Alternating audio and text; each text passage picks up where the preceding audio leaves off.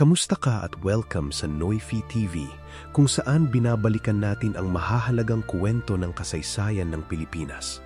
Sa episode na ito, makikilala natin si Maria Josefa Gabriela Silang, isang babaeng naging pinuno ng pag-aalsa sa Ilocos. Alamin natin kung paano siya naging simbolo ng tapang at paglaban para sa kalayaan. Si Maria Josefa Gabriela Silang ay ipinanganak bandang 1723 sa Barrio Canyogan, Santa, Ilocos Sur. Lumaki siya sa Vigan matapos siyang ampunin ni Padre Tomas Millan. Sa kanyang buhay, makikilala siya hindi lamang bilang asawa ni Diego Silang, kundi bilang isang lider na kalaunan ay nagpatuloy sa pag-aalsa laban sa mga Kastila. Noong 1757, nagpakasal si Gabriela kay Diego Silang na isang balo noon.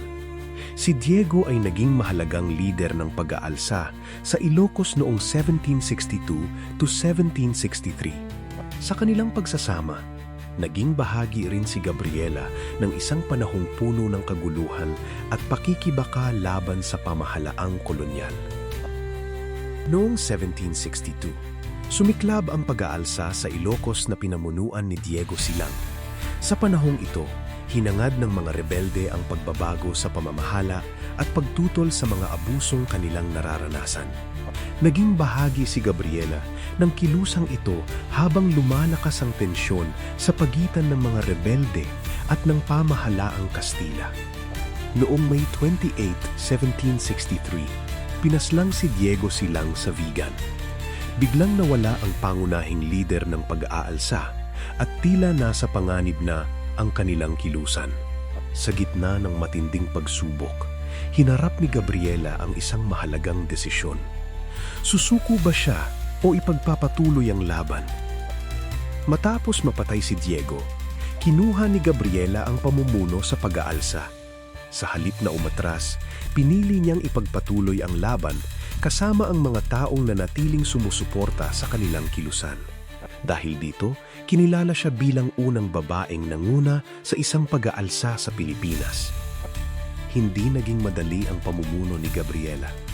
Matapos ang ilang sagupaan, sinalakay ng mga Kastila ang mga puwersang konektado sa pag-aalsa.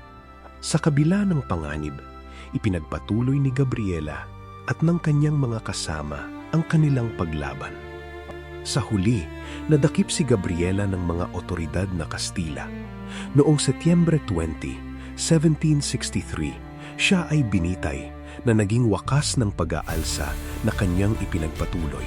Maikli man ang panahon ng kanyang pamumuno, iniwan niya ang isang makapangyarihang halimbawa ng tapang at pamumuno. Si Gabriela Silang ay isang mahalagang bahagi ng kasaysayan ng paglaban sa kolonyal na pamamahala. Ipinakita niya na ang pamumuno ay hindi lamang para sa kalalakihan at na ang tapang ay maaaring makita sa pagpapatuloy kahit mahirap ang sitwasyon. Ang kanyang kwento ay nagtuturo sa atin na manindigan para sa ating mga paniniwala at gamitin ang ating tapang para sa makabuluhang layunin. At dito nagtatapos ang ating kwento tungkol kay Gabriela Silang, isa sa mga pinakakilalang babaeng lider sa kasaysayan ng Pilipinas. Sana ay mas naunawaan natin kung paano siya naging bahagi ng pag-aalsa sa Ilocos at kung bakit patuloy na naaalala ang kanyang pangalan. Maraming salamat sa panonood ng Noyfi TV. Hanggang sa susunod na kwento ng ating kasaysayan.